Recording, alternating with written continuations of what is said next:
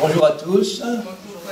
On continue nos enseignements et j'aimerais ce matin développer un peu ce que j'ai commencé à dire, puisque je parlais de l'héritage que nous avons reçu avec Jésus-Christ.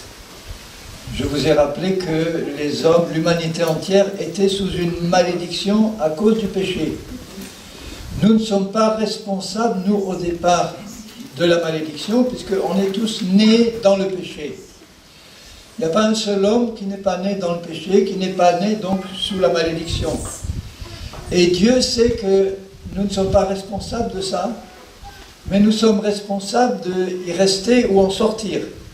Puisque maintenant le moyen de sortir de la malédiction nous a été donné, parce que Dieu a envoyé Jésus-Christ, son Fils, sur la terre pour s'incarner, pour prendre sur lui, sur la croix, la malédiction qui reposait sur nous, pour l'enlever, pour que Dieu puisse nous bénir comme il le veut.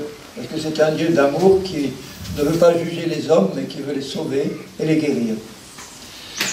Alors je vous ai dit que la bénédiction qui nous est acquise par Christ forme un héritage, et beaucoup de chrétiens ne voient pas quel est vraiment leur héritage.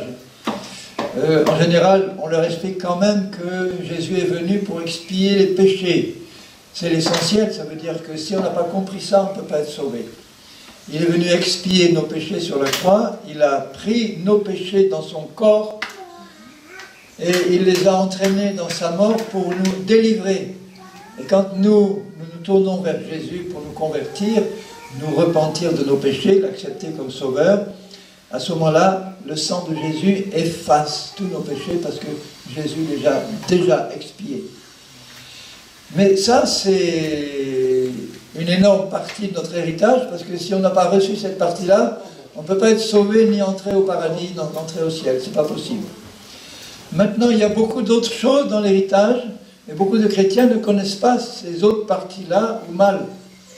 Et pourquoi ils ne les connaissent pas? Parce que soit on ne leur en parle pas, ou on leur enseigne d'autres doctrines qui les empêchent de recevoir la totalité de l'héritage. Regardez dans l'évangile de Marc, ce que Jésus dit aux Juifs. Normalement, les Juifs avaient été choisis par Dieu pour recevoir sa parole. La parole de Dieu, à l'époque des Juifs, c'est ce qu'on appelle, nous, l'Ancien Testament. Ensuite, il y a eu les enseignements de Jésus et des apôtres. Mais aux Juifs, au chapitre 7 de Marc, voilà ce qu'il est écrit au début du chapitre 7 de Marc. Les pharisiens et quelques scribes. Les pharisiens, c'est un mot qui veut dire les purs. Ils se considéraient comme purs parce qu'ils disaient nous, on est vraiment les meilleurs. C'est nous qui connaissons bien la pensée de Dieu, et les scribes aussi, ils passaient leur temps à étudier la Bible. Donc c'était des gens qui auraient dû bien connaître la parole de Dieu. Ils s'assemblèrent auprès de Jésus. Ils virent quelques-uns de ses disciples prendre leur repas avec des mains impures, c'est-à-dire non lavées. Or, les pharisiens et tous les juifs ne mangent pas sans s'être lavés soigneusement les mains. Même aujourd'hui, j'ai mangé avec des juifs, mais alors au début, ils vont dans les toilettes, ils se lavent soigneusement les mains. Ce n'est pas simplement par mesure d'hygiène, mais c'est un rite religieux pour eux. Et quand ils reviennent de la place publique, ils ne mangent qu'après s'être purifiés, aussi après s'être lavés soigneusement. Parce qu'ils disent, on a ramassé des impuretés spirituelles ou autres dans le monde, et on a besoin, avant de manger, d'être lavé et purifié. Ils ont encore beaucoup d'autres observances traditionnelles. Vous voyez l'influence des traditions des hommes, comme le lavage des coupes, des cruches, des vases d'airain. Et à chaque fois, ils faisaient une prière spéciale pour invoquer la bénédiction de Dieu, pour que ces vases et ces cruches ne soient pas contaminés par des mauvais esprits ou par tout ce qui déplairait à Dieu. Et les pharisiens et les scribes lui demandèrent « Mais pourquoi tes disciples ne suivent-ils pas la tradition des anciens, mais prennent-ils leur repas avec des mains impures ?» Et Jésus leur répondit « Hypocrite !» Alors là, il leur rentre dedans avec amour sûrement, mais il leur dit la vérité. Hypocrite. Qu'est-ce que c'est un hypocrite? C'est quelqu'un qui fait semblant d'être ce qu'il n'est pas vraiment dedans. Hein. Parce qu'en fait, Jésus savait que leur cœur à l'intérieur était rempli de saleté. Alors, il prenait beaucoup de soin à nettoyer l'extérieur du plat, mais l'intérieur du plat était complètement impur. Alors, ça ne sert à rien finalement, parce que Dieu voit le cœur, lui. Il voit pas l'extérieur. C'est pas l'extérieur qui l'intéresse d'abord. Ça ne veut pas dire qu'il faut rester sale et jamais se laver, mais ce n'est pas une question de principe spirituel inscrit dans la parole de Dieu. Alors il dit, hypocrite, Ésaïe a bien prophétisé sur vous, ainsi qu'il est écrit, ce peuple m'honore des lèvres, il m'honore des lèvres, mais son cœur est éloigné de moi. C'est en vain qu'il m'honore en donnant des préceptes qui sont des commandements d'hommes. Vous abandonnez le commandement de Dieu et vous observez la tradition des hommes. Et aujourd'hui, c'est ce que font beaucoup de chrétiens, beaucoup d'églises chrétiennes. Au lieu de garder la pure parole de Dieu telle que Dieu l'a donnée, ils ont ajouté, ils ont enlevé, ils ont rajouté des traditions d'hommes que Dieu n'avait jamais commandées. Et à cause de ça, au verset 9, écoutez bien ce qu'il dit, il leur dit encore, vous anéantissez fort bien le commandement de Dieu pour garder votre tradition. Ça veut dire qu'on peut avoir des traditions humaines qui annulent la puissance de la parole de Dieu. Parce que si on ajoute quelque chose qui n'est pas inscrit là, eh bien, on ne va pas avoir une claire compréhension de la volonté de Dieu. On va croire, par exemple, que, puisqu'on va parler aussi dans l'héritage de la guérison de nos maladies, un jour, j'ai fait la liste de toutes les traditions humaines en matière de guérison de maladies, d'enseignements qui sont faux, qui ne correspondent pas à l'enseignement de la Bible, ou des choses qui sont déformées, qui ne sont pas pures. Il y avait toute une page de traditions, de doctrines qui ne sont pas justes. Et donc, ils nous font croire des choses qui ne sont pas vraies, et ça va nous arriver comme on croit. Si tu crois, par exemple, que Dieu veut te garder malade longtemps encore pour t'apprendre à être, je ne sais pas moi, obéissant, si tu crois ça, c'est ça qui va t'arriver.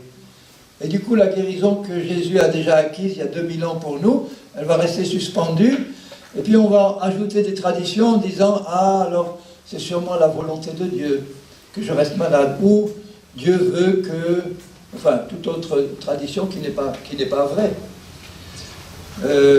Et ça annule la puissance de la parole de Dieu, et Dieu est attristé dans son cœur de voir que dans beaucoup d'églises, il y a tellement de traditions humaines qui sont rajoutées, qu'il faut observer, et qui ne correspondent, que Dieu n'a jamais dit, ou qu'il n'a pas dit de cette manière-là. Et du coup, ça annule la puissance de la parole de Dieu, et ça prive les chrétiens de leur héritage. Et c'est dommage que Jésus a payé un si grand prix pour notre héritage, qui est là, à notre disposition. C'est comme si vous aviez à votre banque un héritage, 1 million d'euros qui sont là, et vous vous imposez des tas de règles pour vous empêcher de toucher cet héritage. Vous dites non, il faut pas que, et du coup vous ne pouvez pas profiter de votre héritage. Et vous restez là dans la misère et les problèmes. Vous comprenez ce que je veux dire? Donc il est important pour nous chrétiens d'étudier nous-mêmes la parole de Dieu et de la sonder soigneusement, de l'étudier nous-mêmes pour que l'Esprit de Dieu nous permette de discerner quand on reçoit un enseignement qui est une tradition d'homme et qui ne correspond pas à la parole de Dieu. Et chaque fois qu'une tradition humaine est reçue dans notre cœur, on va croire à un mensonge, et du coup on va utiliser une partie de notre foi pour croire à quelque chose qui ne vaut pas la peine d'être cru, puisque ça ne correspond pas à la parole de Dieu. Mais l'incrédulité, ce n'est pas le manque de foi. Alors, réfléchissez bien à ce que je vous dis là. l'incrédulité n'est pas un manque de foi. L'incrédulité consiste à utiliser notre foi pour croire à un mensonge de l'ennemi ou à une tradition humaine. Et du coup, on n'a plus assez de foi pour croire à la vérité, ou bien c'est mélangé.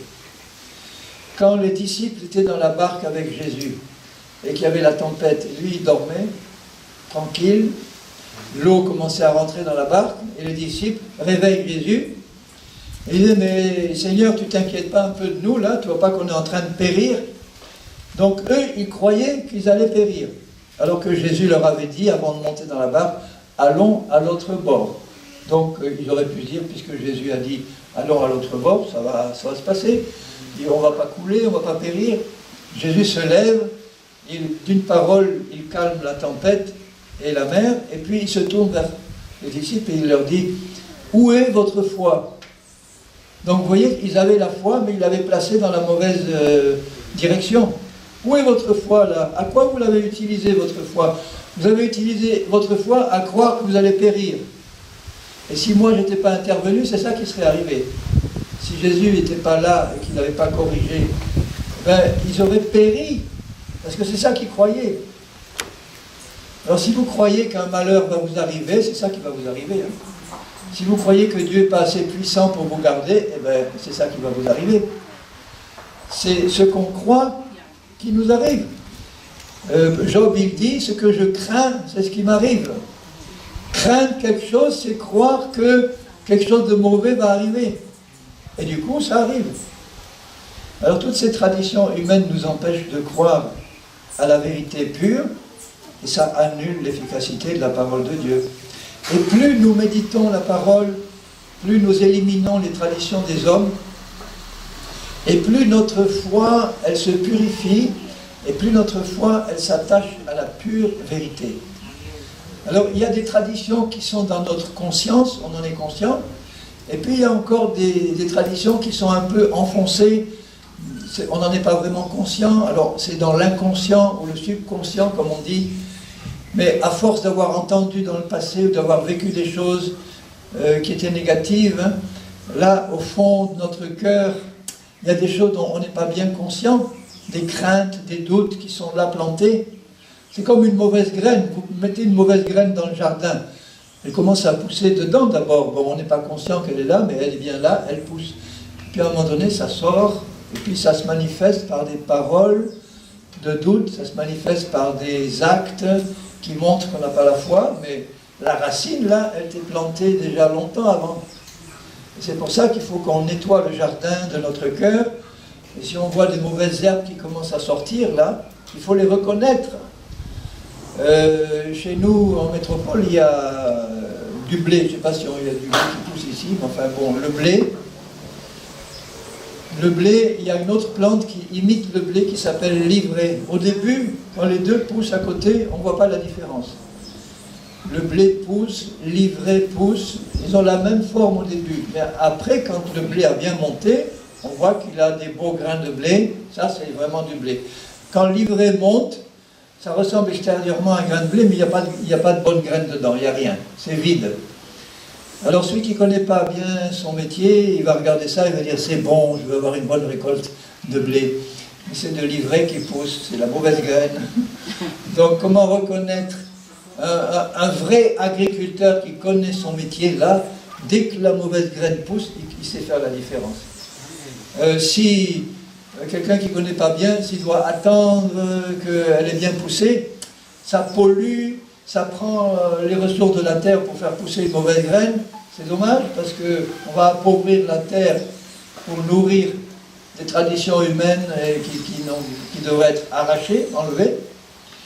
Et donc le meilleur moyen de surveiller notre cœur pour voir ce qui pousse là-dedans, c'est d'étudier la parole de Dieu, c'est de la méditer, c'est d'y revenir, c'est de la reméditer, et c'est de faire ça tous les jours, sans se lasser. Il y a trop de chrétiens qui écoutent les messages qui leur sont donnés dans leur assemblée, quand ils sont bons. Bon, c'est bon, mais il y a tellement de mauvais enseignements aujourd'hui qu'il ne faut pas se contenter de ça. Ou alors on passe 5 minutes à lire un petit passage, et puis voilà, on passe à autre chose. mais il faut méditer la parole, même si vous n'avez que 5 minutes. Passez 5 minutes à la méditer et pas la lire comme on lit un roman. Hein. C'est-à-dire, vous prenez un verset, quand je médite la parole, je peux méditer sur 2 versets, et puis passer un quart d'heure à prier, à dire, Seigneur, il faut que je comprenne bien tout ce qu'il y a dans ces 2 versets-là, et tout ce qui est contraire dans mon cœur à ces 2 versets-là, il faut que je l'élimine maintenant, parce que là, maintenant, j'ai compris que c'est ça, la seule vérité. Là, tu me montres que, en me révélant cette vérité-là, tu me permets de me débarrasser des mensonges. Le meilleur moyen d'être débarrassé d'un mensonge, c'est pas de lutter contre les mensonges. C'est pas de dire, ah là, c'est pas de passer en revue. Imagine un pasteur qui va venir un matin et il va passer 2 heures à expliquer à l'assemblée quels sont tous les mensonges qui circulent dans le monde et qu'il faudrait éviter. Je lui dis, mais tu perds ton temps. Le mieux, c'est que tu passes 2 heures à enseigner la vérité, et là, les brebis, elles vont pouvoir reconnaître les mensonges. Amen, alléluia.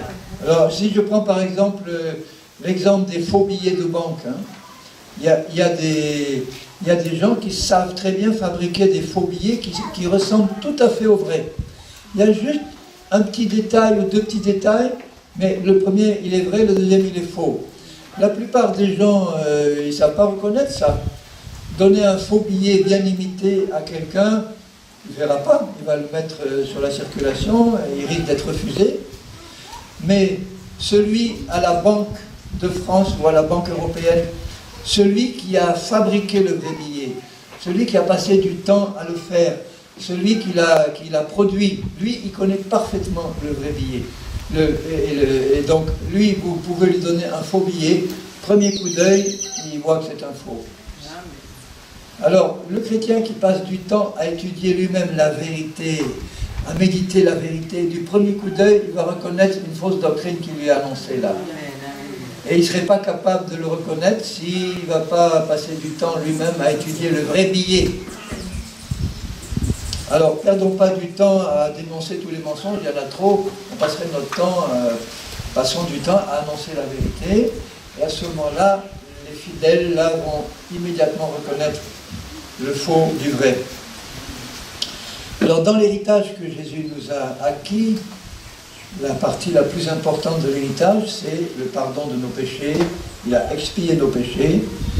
Et quand nous nous repentons et que nous l'acceptons comme Seigneur, il faut savoir que le sang de Jésus efface tous les péchés quand nous les reconnaissons devant Dieu, quand nous venons à lui en disant « Je suis pécheur ». Ça suffit de dire « Je suis pécheur, Seigneur, j'ai péché, je suis pécheur, regarde tous mes péchés ». On ne va pas passer 2, 3, 4 heures au début de notre conversion à faire une liste de 1000 péchés qu'on a pu faire ou 4000 péchés en pensant que si on ne fait pas la liste complète, on ne va pas être pardonné.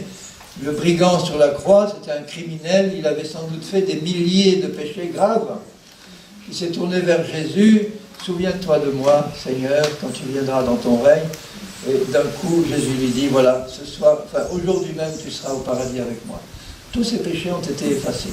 Parfois, le Saint-Esprit nous pousse à passer un peu plus de temps sur tel ou tel péché. C'est pour nous qu'on le fait. C'est pour qu'on vide notre cœur devant Dieu, mais Dieu ne nous l'exige pas forcément. Ce qui doit être fait, par contre, c'est laisser le Saint-Esprit nous montrer ce que nous devons mettre en ordre par rapport aux autres. Parce que quand on arrive au Seigneur, souvent, on a offensé des personnes, on a volé, on a fait des choses qui demandent une réparation. On est pardonné déjà.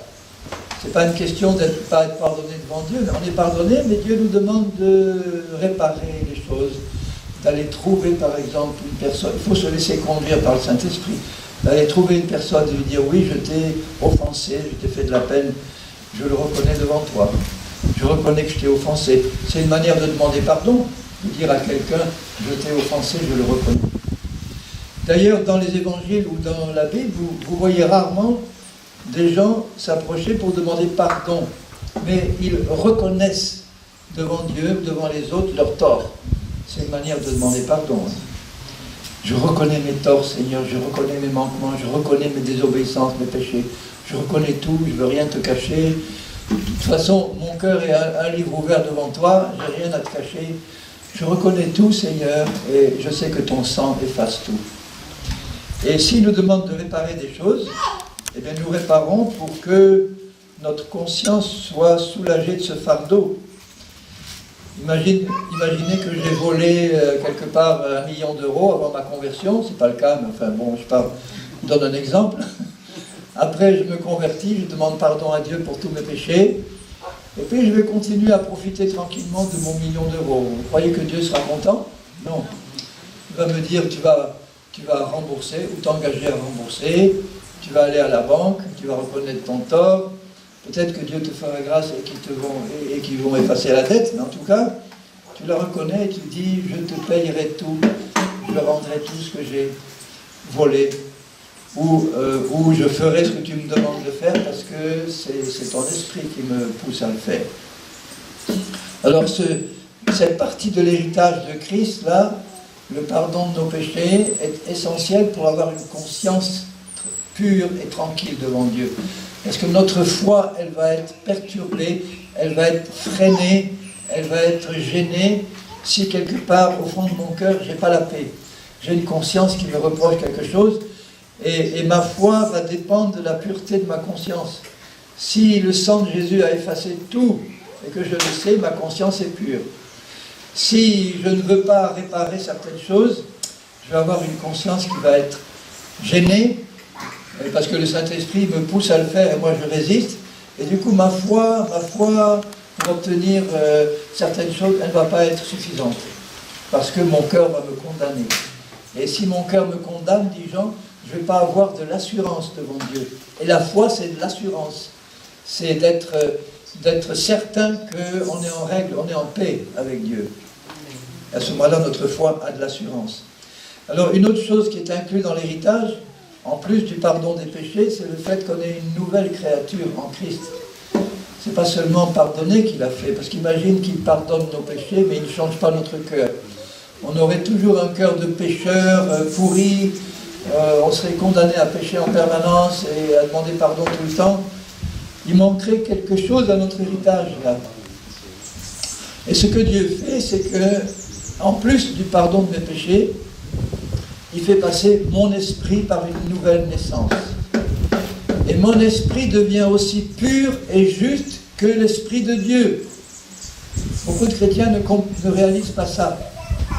Parce qu'on ne leur a pas dit, d'une part, et que le malin et la chair sont tout le temps en train de les accuser pour les maintenir dans l'esclavage. Si vous regardez par exemple dans la deuxième épître de Paul aux Corinthiens, 2 Corinthiens, chapitre 5, verset 17,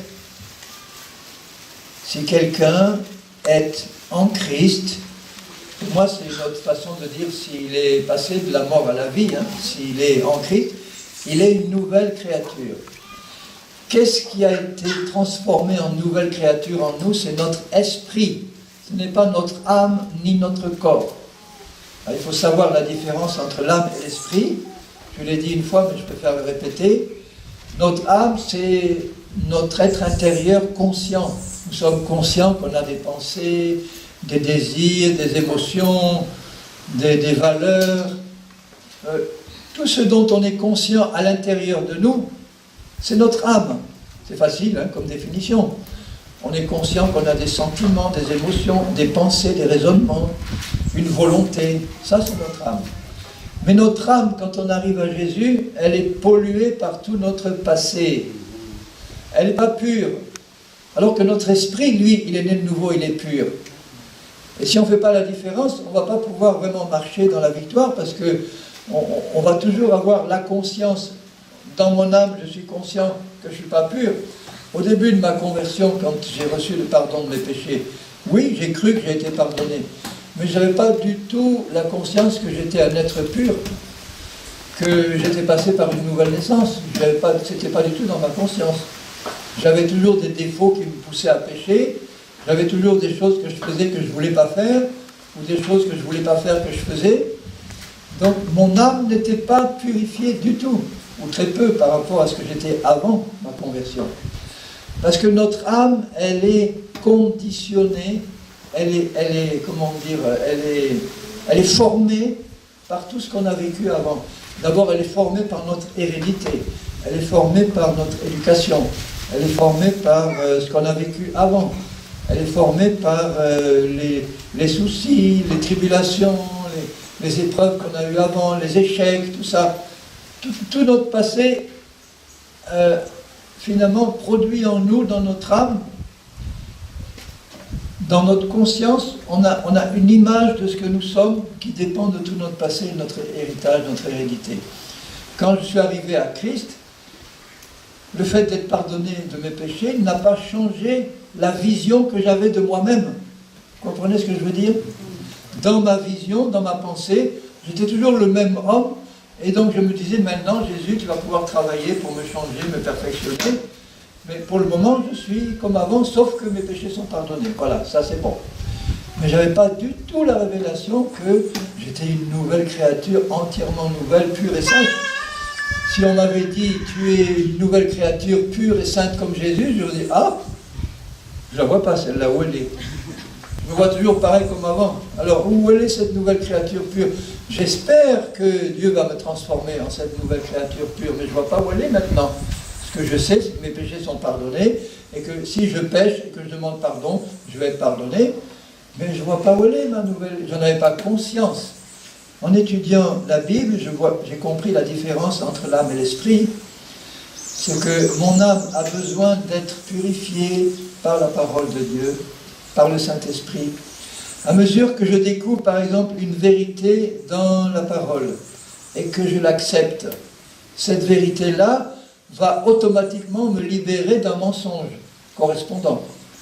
Je croyais avant quelque chose, maintenant la parole de Dieu corrige, et je comprends que ce n'est pas juste ce que je croyais, donc la vérité a remplacé le mensonge. Le mensonge est parti parce que la vérité est rentrée. Et à mesure que la vérité rentre, elle élimine les mensonges dans mon âme. Et mon âme devient de plus en plus en accord avec mon esprit. Parce que mon esprit, lui, j'en suis pas conscient. Mais la parole de Dieu dit que mon esprit, il est pur, il est saint. Alors je vous avais guidé vers 2 Corinthiens. Je vais lire 2 Corinthiens chapitre 5, verset 17. Si quelqu'un est en Christ, il est une nouvelle créature. Quelle est la partie de moi-même qui est une nouvelle créature? C'est mon esprit. Les choses anciennes sont passées dans mon esprit. Pourquoi? Parce que l'esprit que j'avais avant ma nouvelle naissance, Dieu l'a fait disparaître, il l'a mis à mort, et il l'a remplacé, il a recréé un nouvel esprit qu'il a placé en moi, là, un nouvel esprit. Et cet esprit-là, il est entièrement neuf. L'esprit nouveau qu'il me donne, il ne dépend pas de mon passé, il ne dépend pas de ma culture, il ne dépend pas de mon éducation, il descend du ciel direct et il est créé à neuf en moi. Et cet esprit-là, il est pur et saint comme l'esprit de Dieu. La seule différence entre mon esprit et l'esprit de Dieu, c'est que l'esprit de Dieu, il est Dieu. Mon esprit n'est pas Dieu, mais il est créé et il est uni à Dieu. Il est participant de la nature divine. Il reçoit le caractère de Jésus. Mon esprit, il est saint comme Jésus. Il est pur comme Jésus. Il est amour, force et sagesse comme Jésus. Alors, les caractéristiques propres à Dieu, c'est l'omniprésence, omnipotence, omniscience. Ça veut dire que Dieu, il est présent partout. Mon esprit n'est pas présent partout. Dieu, il connaît toutes choses. Mon esprit ne connaît pas toutes choses. Dieu, il est tout puissant, mon esprit n'est pas tout puissant. Mais mon esprit est aussi saint, pur et juste que Dieu. Il est saint comme Dieu. Et il le dit là, tout cela vient de Dieu, au verset 18, qui nous a réconciliés avec lui par Christ, qui nous a donné le ministère de la réconciliation. Le verset 21 dit, celui qui n'a pas connu le péché, donc Jésus, il l'a fait devenir péché pour nous. Dans son corps, hein. Ce n'est pas son esprit qui est devenu péché, c'est son corps. Et alors, il l'a fait devenir péché pour nous, pour que nous devenions en lui justice de Dieu. Justice de Dieu, ça veut dire la nature même de Dieu qui est juste et sainte et pure et parfaite, nous est donnée dans notre esprit. Mais une fois que tu réalises ça, tu reçois une vérité qui bouleverse ta vie et qui va te faire marcher d'une autre manière. Quand j'ai compris ça, et je me disais au début de ma vie chrétienne, il va falloir peut-être beaucoup de temps pour que j'arrive à la perfection, puisque Jésus, je lis dans le sermon sur la montagne, il dit à ses disciples, soyez parfaits comme votre Père Céleste est parfait. Tu lis ça, tu dis, Seigneur, il va falloir du temps pour arriver là. Être parfait comme Dieu. Même je peux dire, mais est-ce que c'est possible ça seulement pour un homme? Est-ce que Seigneur, c'est pas un comment? Est-ce que là, tu ne mets pas la barre un peu trop haut, Seigneur? Tu dis, soyez parfaits comme Dieu lui-même. Et après, quand je lis les épîtres de Paul, je comprends. Dieu voyait que de nous-mêmes, on ne pouvait pas atteindre cette perfection. Il a dit, bon, c'est moi qui vais le faire. Je vais créer en lui une personne nouvelle, une femme nouvelle, un homme nouveau. Et dès le départ, cet homme, cette femme, moi, je le crée parfait. Ça y est, c'est fait. Quel est notre être véritable? C'est l'esprit.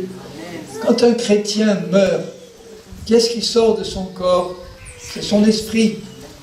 Et comme à ce moment-là, il se retrouve consciemment, cette fois, dans son esprit, l'âme et l'esprit sont un après la mort. C'est pour ça que les gens dans le ciel, ils voient les âmes de ceux qui étaient sauvés là.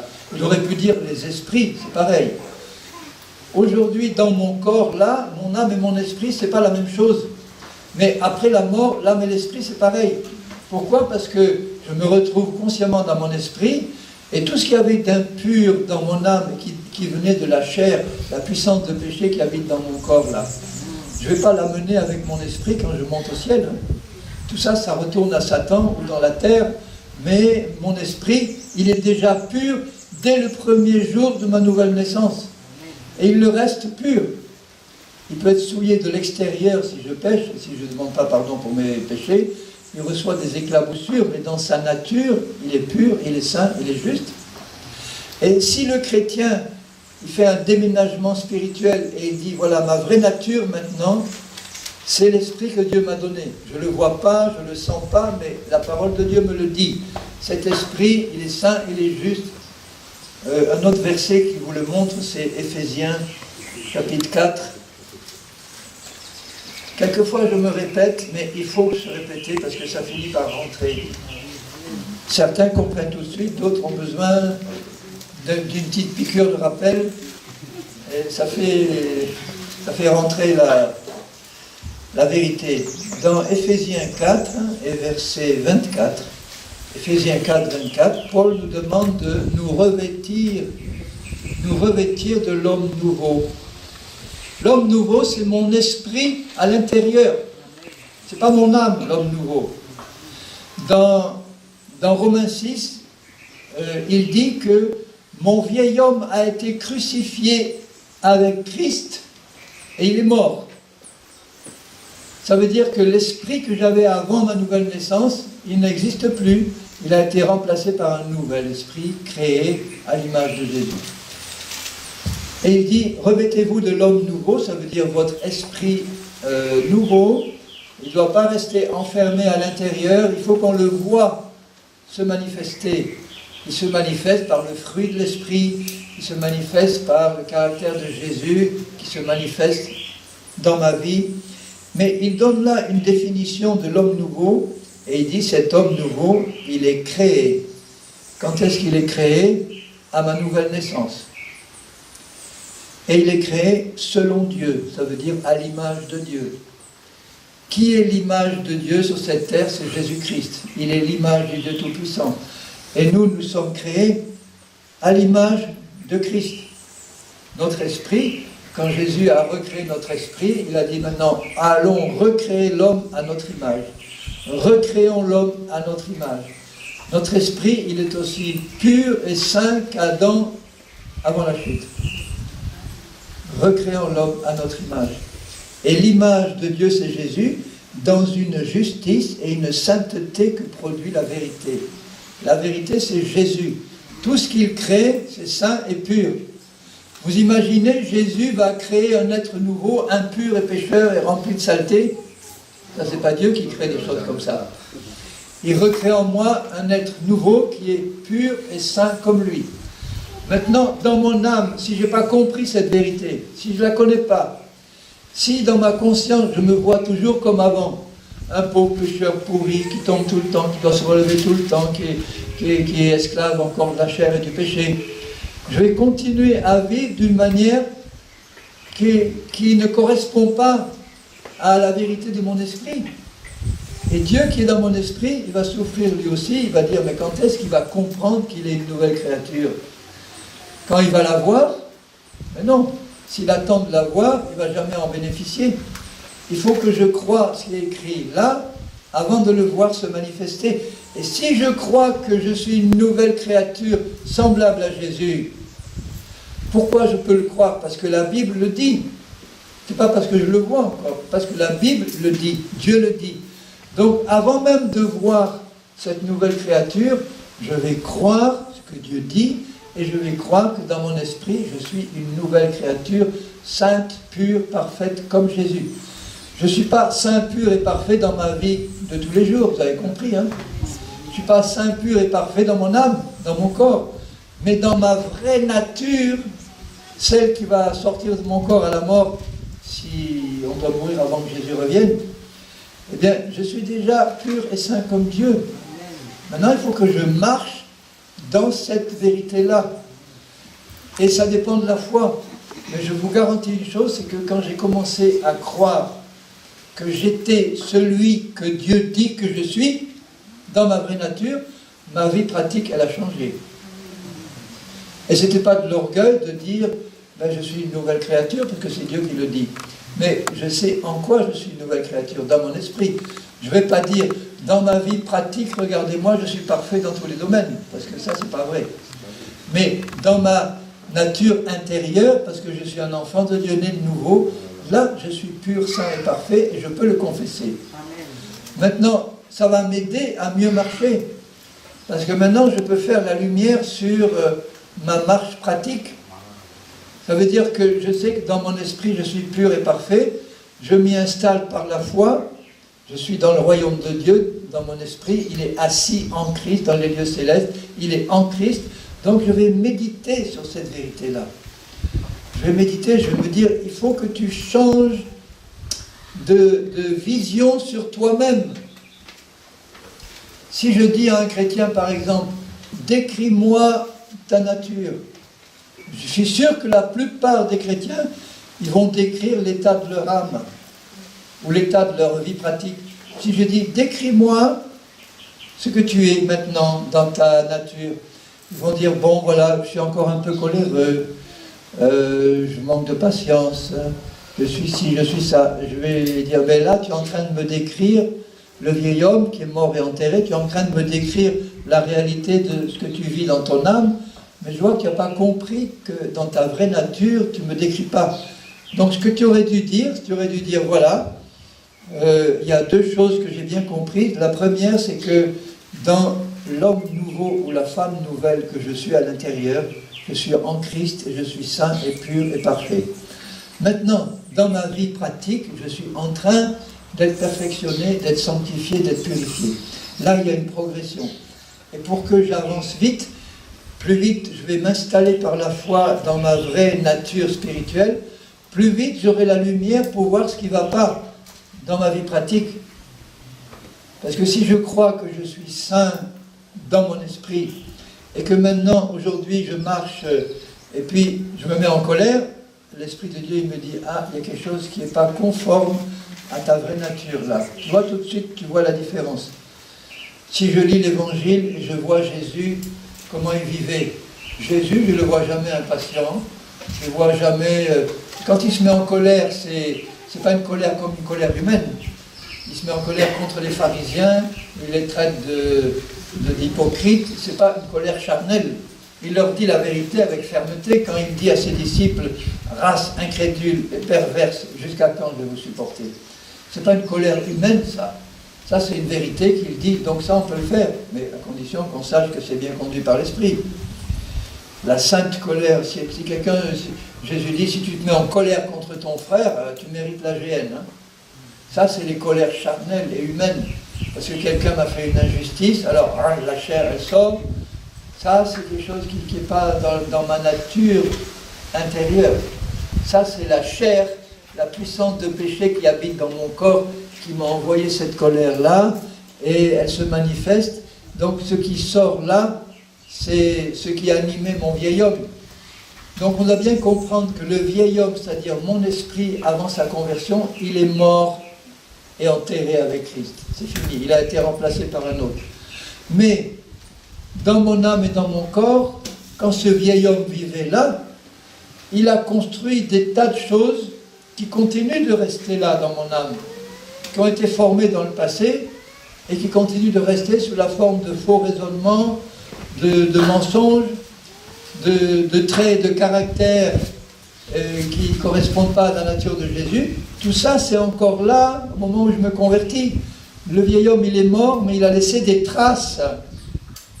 C'est ces traces-là qu'il faut éliminer maintenant. Il y a un Luther qui disait, oui, le vieil homme, il est mort, mais il ressuscite tout le temps. Mais non, il ne ressuscite pas. C'est la chair qui est une puissance de péché qui habite dans notre corps, qui nous fait croire que le vieil homme, il n'est pas mort, parce que la chair et le vieil homme, c'était la même famille. Vous avez par exemple les 5 doigts de la main, là. Dans la famille de Satan, il y a Satan, le père, c'est lui le père de la mort, etc.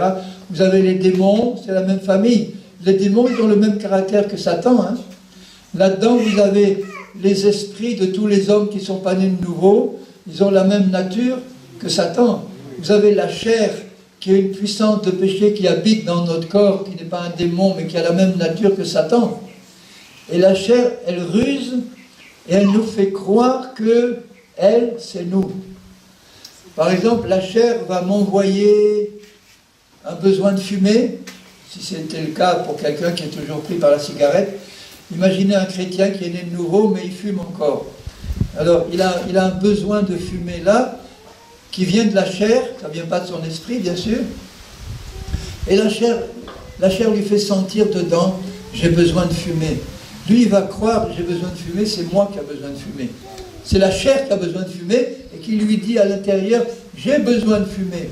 Lui, il entend, j'ai besoin de fumer, parce qu'il y a un G, il pense que c'est lui qui a besoin de fumer. Parce que la chair ne va pas dire, c'est moi la chair qui ai besoin de fumer, c'est pas toi. C'est moi qui ai besoin de boire, c'est pas toi. Là, on connaîtrait la vérité, ça serait facile.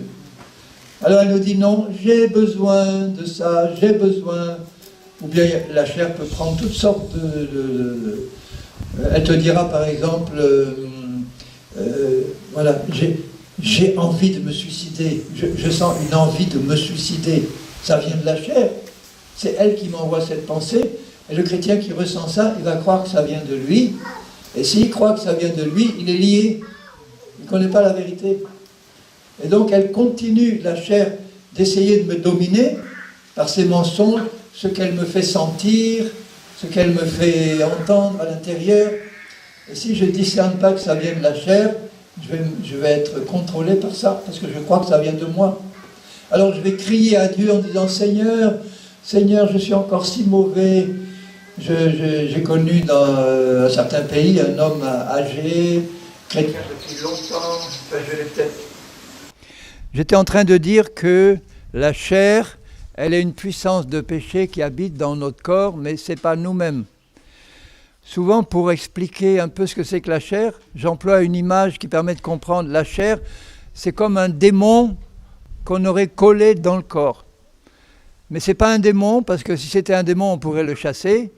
Mais ça a la même nature. Dans l'Épître aux Galates, Paul dit que la chair a des désirs contraires à ceux de l'esprit.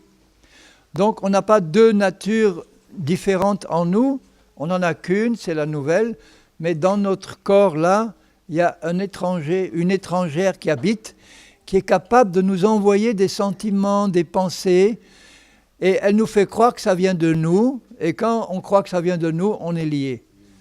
Et là, on ne peut être libéré que si on peut réaliser que, en fait, c'est simple. Tout ce que vous sentez venir de mauvais à l'intérieur, ça vient de la chair. Si vous avez un désir impur qui monte, ça vient de la chair.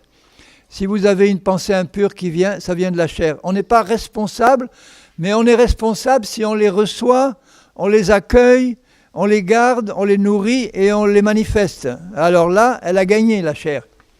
Mais si vous sentez une pensée impure qui vient, comme un chrétien qui se promène dans la rue, il voit une belle femme, il a une pensée de convoitise, s'il connaît la vérité, là, il sait que ça vient de la chair, il n'a pas péché.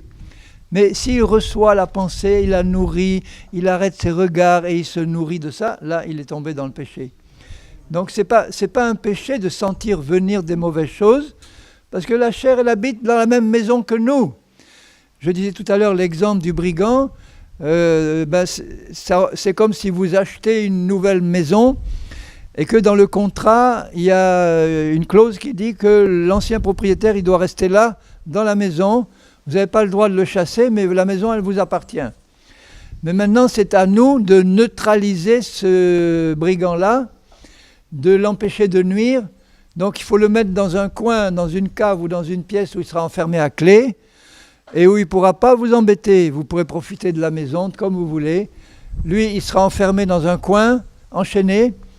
Peut-être quand vous passerez devant, il vous dira « Laisse-moi sortir un peu, on était amis avant, ne me laisse pas là-dedans. » Je dis « Non, ta place, elle est là. La croix t'a empêché de nuire. Maintenant, même si je ne suis pas libéré de ta présence, je suis libéré de l'esclavage que j'avais avec toi avant. Tu n'es plus mon maître. Maintenant, tu restes dans ton coin et tu me laisses vivre ma vie de chrétien tranquille. » Alors, je parlais de l'exemple là d'une personne âgée que j'ai rencontrée dans un pays, qui n'est pas très loin d'ici d'ailleurs, mais ce n'était pas la Martinique, ni la Guadeloupe, enfin bon.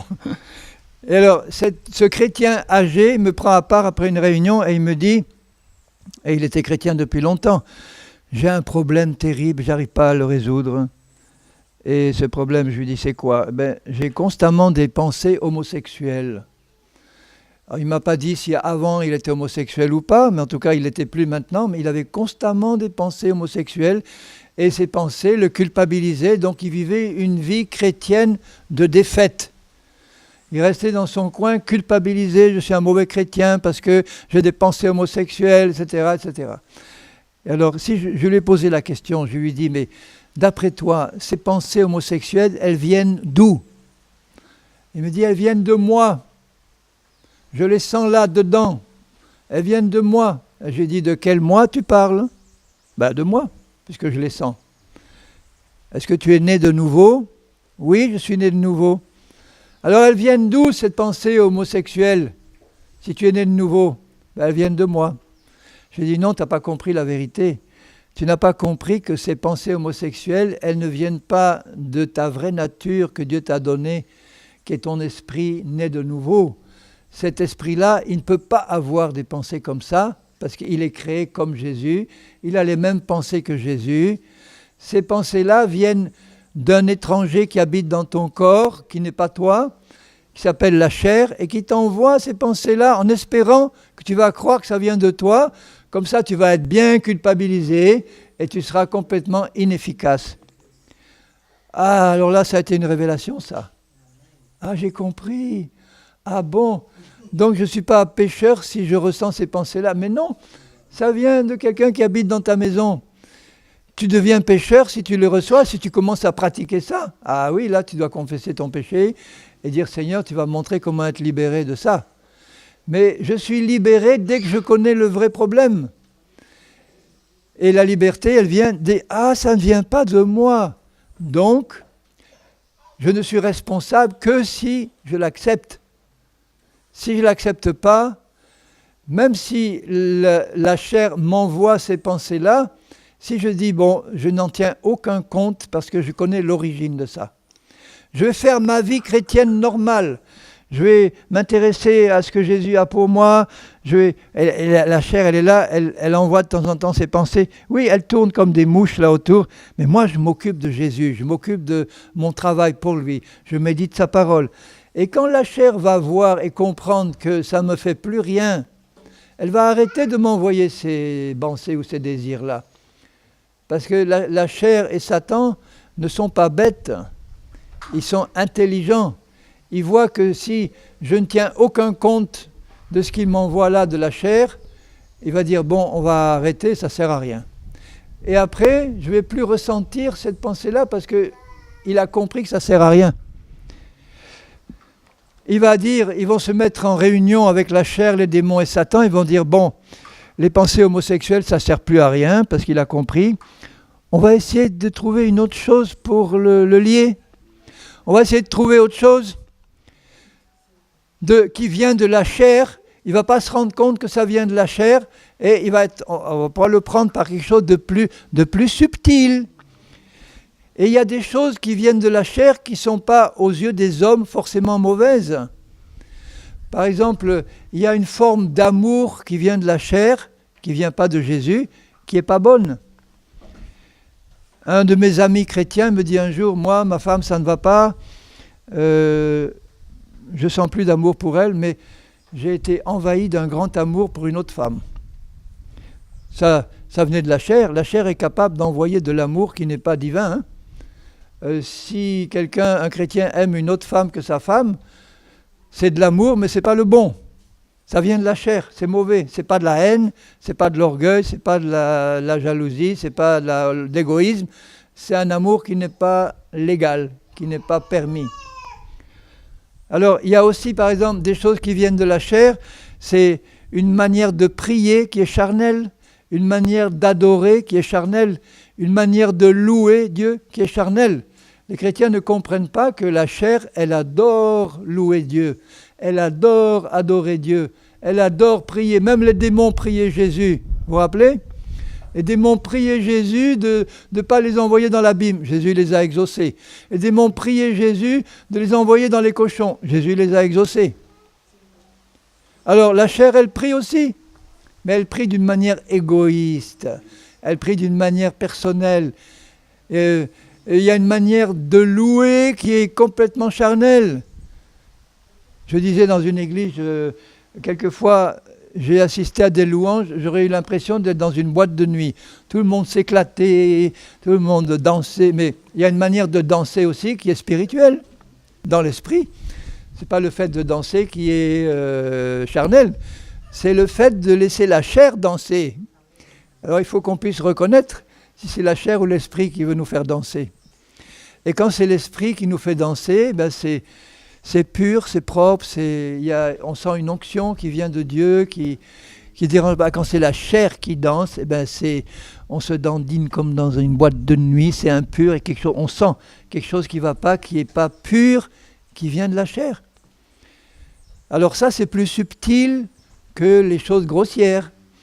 Alors Satan, il va essayer de continuer son emprise en me faisant contrôler par des choses qui sont plus subtiles, qui nécessitent un discernement plus précis. Mais si j'ai un cœur de brebis, je veux connaître la vérité. Et l'Esprit de Dieu en moi va me faire sentir qu'il y a quelque chose qui ne va pas. Et si je suis à l'écoute, je vais m'arrêter en disant, Seigneur, je sens là-dedans quelque chose qui ne va pas, montre-moi, qu'est-ce que c'est ? Est-ce que je suis en train de faire quelque chose qui vient de la chair et je ne m'en rends pas compte? Et le Saint-Esprit va me montrer. Parce que je suis disposé à écouter sa voix. Je ne me lance pas comme ça, tête baissée, sans écouter ce que le Saint-Esprit veut me faire comprendre.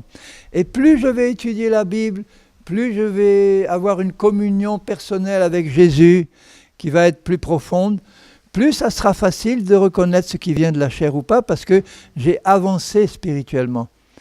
Tous les chrétiens au début de leur vie chrétienne sont charnels, tous sans exception.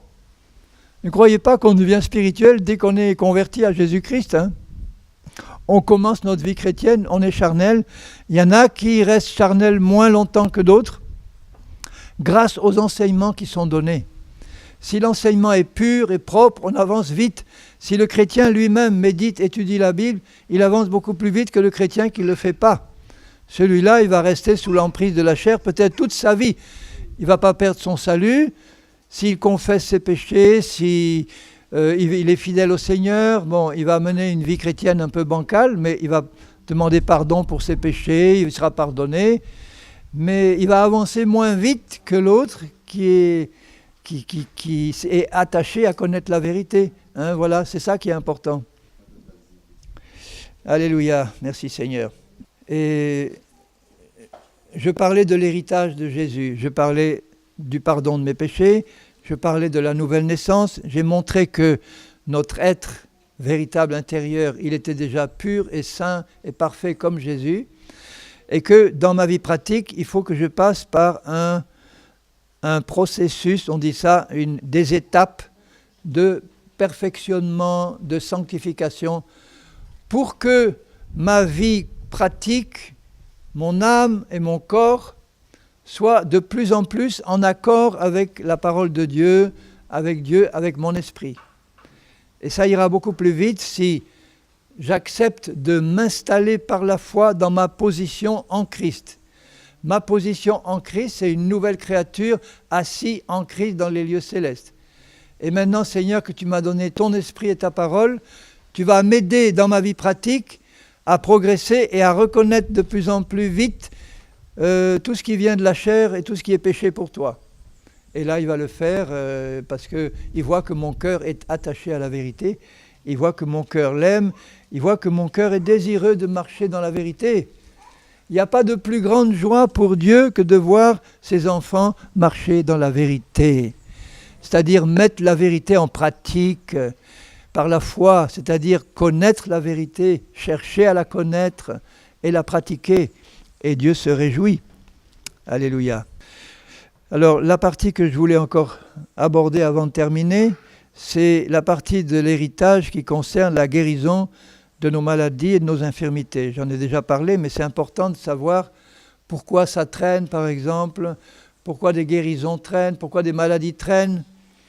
Ce qui doit être compris, c'est qu'à la croix, Jésus, il a réglé tous les problèmes d'un coup. Tout ce qui venait de la chute et du péché a été réglé. Et nous savons que la maladie, l'infirmité et la mort, physique et spirituelle bien sûr, viennent de la chute, viennent de la désobéissance, viennent du péché. S'il n'avait pas connu la chute et le péché au départ, il n'y aurait jamais été malade, Adam et Ève. Il ne serait jamais mort. Il n'aurait pas connu de maladie, d'infirmité. C'est rentré avec la désobéissance. Le jour même où ils ont désobéi, la mort est entrée. La mort est entrée dans l'esprit, et après elle est descendue dans l'âme. Ça veut dire qu'ils ont commencé à avoir des pensées de meurtre. C'est pour ça que Caïn a tué son frère, des pensées d'adultère, des pensées... Et après les maladies dans le corps, et après la mort physique. Voilà, tout ça c'est le résultat de la chute et du péché. Pour le Seigneur, c'est pareil, il commence par l'esprit. De même que la mort est entrée dans l'esprit, la vie éternelle entre dans l'esprit. Après, elle se répand dans l'âme par la vérité qui transforme mon âme et qui la purifie. Après, elle rentre dans le corps pour le guérir. Et puis finalement, mon corps va ressusciter encore nouveau. Mon âme sera entièrement pure, il n'y aura plus rien.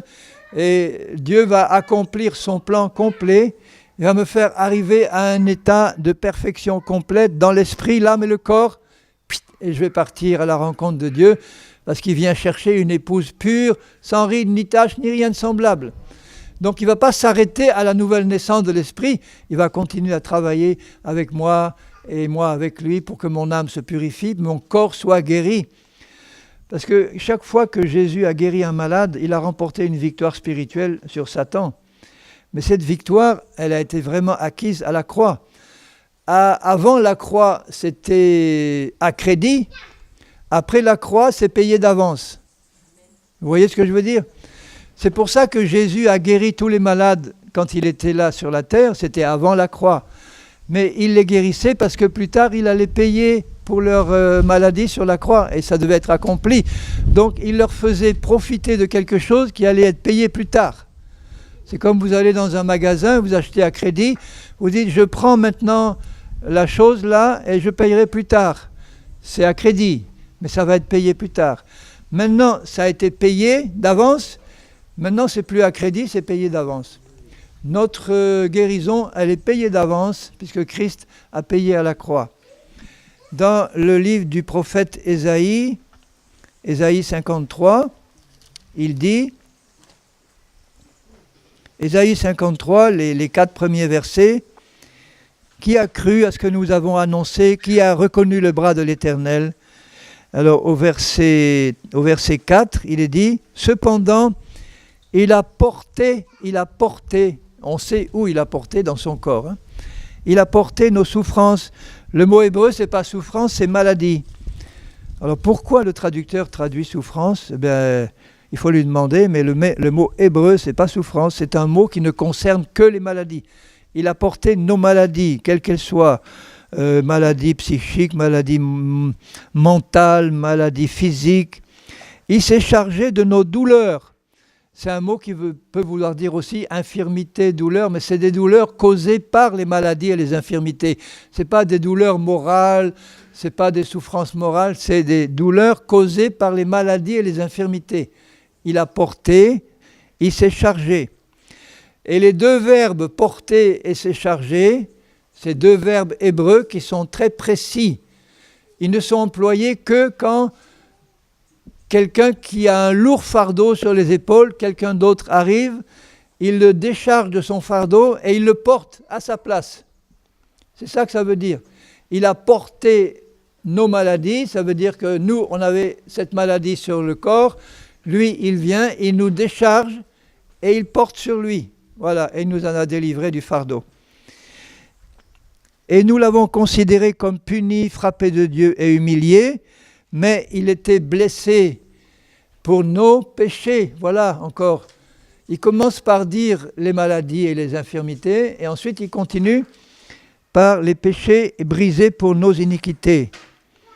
Les mots hébreux sont encore plus forts. Il était écrasé, écrasé comme un verre qu'on écrase, écrasé par nos péchés, nos iniquités. Le châtiment qui nous donne la paix complète avec Dieu, est tombé sur lui, et c'est par ces meurtrissures que nous sommes guéris. Il parle au présent parce que c'est un prophète. Il parlait 700 ans avant Jésus, et il parle au présent comme si c'était maintenant, parce que pour Dieu, c'est toujours maintenant. Alors, les mêmes mots, les mêmes verbes concernent à la fois les péchés, les iniquités, les maladies et les infirmités. Ça veut dire que si Jésus a guéri tous les malades, c'était parce qu'il savait qu'à la croix, il allait porter tout ça sur lui. Ce n'est pas donc Dieu qui décide souverainement que lui, là, il va le guérir ou lui, il ne va pas le guérir. Si toutes les maladies ont été placées sur Jésus, c'est que Dieu veut guérir tous les malades sans distinction. Et c'est pour ça que dans le ministère de Jésus, si vous lisez ou relisez les évangiles, vous voyez qu'il a toujours guéri tous ceux qui venaient vers lui pour lui demander une guérison. Il n'a pas guéri tous les malades d'Israël, parce qu'il y en a qui ne sont même pas venus. À Nazareth, il ne put faire aucun miracle à cause de leur incrédulité, parce qu'il disait, c'est le fils du charpentier, il est un peu dérangé, qu'est-ce qui se paye, pas la peine d'aller le voir. Donc il n'a pu faire à Nazareth aucun miracle, si ce n'est qu'il a imposé les mains à quelques-uns qui étaient là et les a guéris, mais les autres malades de la ville, il ne les a pas guéris, non pas parce qu'il ne voulait pas les guérir, mais parce qu'ils ne croyaient pas en lui. Ils ne se sont pas approchés de lui pour demander à être guéris. Mais partout ailleurs, constamment, il les a tous guéris. Et il n'a pas changé. Et vous voyez, au début du livre des Actes des Apôtres, quand Jésus est parti, dans Acte 5, il est dit qu'on a mené tous les malades de la région de Jérusalem, etc., et tous étaient guéris. Et pourtant, Jésus était parti. Mais les disciples connaissaient la volonté de Dieu, alors aujourd'hui, ils l'ont oublié dans la plupart des églises. On a remplacé la vérité par des traditions humaines. On dit que, par exemple, l'écharde de Paul, c'est une maladie, c'est un mensonge. Lui, il dit, l'écharde, c'est un ange de Satan venu pour me souffleter, c'est-à-dire pour me persécuter. C'est pour ça qu'il a été lapidé, fouetté, emprisonné, torturé, etc. Et il ne parle pas de maladie, il parle d'un ange de Satan qui était placé là à côté de lui pour le souffleter. L'ange de Satan, ce n'était pas une maladie qui était dans son corps. Il y a des maladies qui peuvent être créées par des esprits d'infirmité qui sont dans le corps, mais là, il n'aurait pas employé ce langage. 3 fois, j'ai prié Dieu de l'éloigner de moi, cet ange-là. Il ne dit pas 3 fois, j'ai prié Dieu de me guérir. C'était un ange placé là pour le persécuter. Et Paul connaissait la volonté de Dieu. Il n'était pas malade, il était un chrétien qui connaissait la vérité que Jésus lui avait enseignée. Alors maintenant, la preuve que Jésus guérissait tous les malades parce qu'il avait porté. Si vous regardez dans Matthieu 8, juste ce verset-là, dans Matthieu 8 et au verset, tout le début du chapitre 8, vous avez des récits de guérison où Jésus montre quelle est sa volonté. Quand le lépreux au début lui dit « si tu veux, tu peux me guérir », c'est qu'il ne savait pas qu'il voulait. Comme beaucoup de chrétiens disent « si Dieu veut, il peut me guérir, mais je ne sais pas s'il veut ». Et du coup, il reste malade. Et Jésus corrige la fausse théologie du lépreux et il disait « je le veux ». À ce moment-là, la foi du lépreux était complète. Si tu es malade et que Jésus s'approche de toi, tu le vois de tes yeux, il s'approche et il dit « je veux te guérir, toi ». Ta foi serait complète. Tu dis, c'est Jésus qui m'a parlé, il a pris la peine de venir me trouver moi, et il me dit, je veux te guérir. Alors j'ai dit, eh bien Seigneur, guéris-moi. Eh bien, sois guéri. Ben voilà, il n'y aurait pas de problème. Tu pars tranquille. Là, il dit au verset 16, Matthieu 8, 16, le soir, on amena auprès de Jésus plusieurs démoniaques. Il chassa les esprits par sa parole, et il guérit tous les malades qui étaient là. L'évangile de Luc dit, il y avait là tous les malades de la ville. Tous les malades de la ville étaient là. Et il guérit tous les malades. Pourquoi il les a guéris? Par compassion, oui, sûrement, mais pas seulement. Il les a guéris afin que s'accomplisse ce qui avait été annoncé par Ésaïe, le prophète. Qu'est-ce qu'il avait dit? Il a pris nos infirmités, il s'est chargé de nos maladies. Voilà pourquoi il les guérissait tous. Il y a un malade qui s'approche et Jésus savait qu'il allait prendre sa maladie sur la croix. Et il dit, maintenant tu as droit de recevoir, tu as un droit légal de recevoir, pas seulement parce que j'ai pitié de toi, mais parce que je vais prendre sur moi ta maladie. Nous on peut dire, il l'a prise déjà, nos maladies et nos infirmités. Satan ne veut pas qu'on connaisse la vérité. Il va essayer de mettre des tas de traditions dans les églises. Je disais hier à l'église où j'étais hier soir, ou je ne sais plus si c'est ce matin, mais enfin bon, j'ai fait une liste de toutes les traditions humaines en matière de guérison. Il y en avait une page pleine de traditions disant non, ce n'est pas le temps de Dieu de te guérir, non, sois patient, Dieu utilise la maladie pour te former, non, etc., etc., non, parce que tu as trop péché, il faut que tu sois puni, enfin des tas de doctrines, où le temps des miracles est passé, etc., etc. Mais là, il guérit tous les malades parce que le prophète avait dit, il a pris nos infirmités, il s'est chargé de nos maladies. Et dans la première épître de Pierre au chapitre 2 et au verset 24, 1 Pierre 2, 24, il dit « Lui qui a porté nos péchés dans son corps sur le bois, afin que, morts au péché, nous vivions pour la justice, lui par les meurtrissures duquel vous avez été guéris. » Parce qu'il parle au passé, parce que c'était 30 ans après la croix.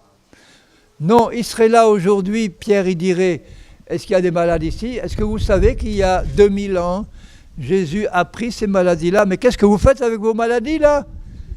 Puisqu'il les a prises sur la croix il y a 2000 ans. C'est que Satan a réussi à vous séduire par ses mensonges pour vous faire croire que vous méritez d'être malade. De toute façon, la maladie est causée par le péché. Soit mon péché, soit le péché de mes ancêtres. Donc j'arrive devant Jésus et je lui dis, Seigneur, oui, je reconnais que cette maladie-là, elle a été causée par peut-être mon péché, mes péchés, ou les péchés de mes ancêtres, mais je réalise que toi, tu as porté mes péchés sur la croix, ton sang a effacé, et ça ne serait pas normal qu'il pardonne la cause des maladies, et puis qu'il m'impose de garder les conséquences. C'est pour ça qu'il a tout porté d'un coup, les péchés, les maladies, les infirmités, les iniquités, et donc vous avez droit d'être complètement guéris. Seigneur, nous sommes heureux de pouvoir réaliser à quel point tu nous as donné un bel héritage en Jésus. Mais notre héritage, c'est toi, puisque tout nous est donné avec toi et en toi. Et je veux simplement, Père Saint, te rendre gloire et grâce pour ta volonté de bénir, de guérir et de sauver, parce que tu es un Dieu d'amour et tu nous as donné ton Fils Jésus pour nous faire hériter d'un héritage merveilleux. Permets que nous tous, tes enfants, on puisse profiter pleinement de cet héritage parce que toi, tu en seras satisfait et toi, tu en seras glorifié. Au nom de Jésus, Amen. Amen.